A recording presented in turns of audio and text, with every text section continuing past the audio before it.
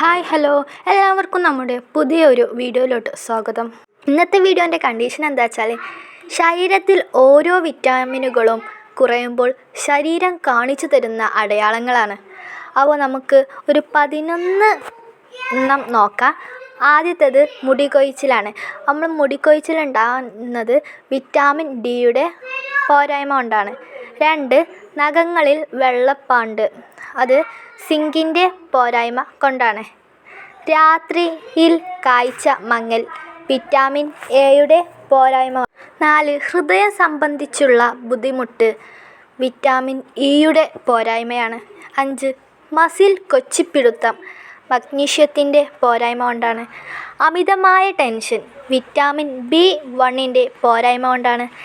നീർക്കെട്ട്, ഒമേഗ 3യുടെ പോരായ്മ കൊണ്ടാണ്.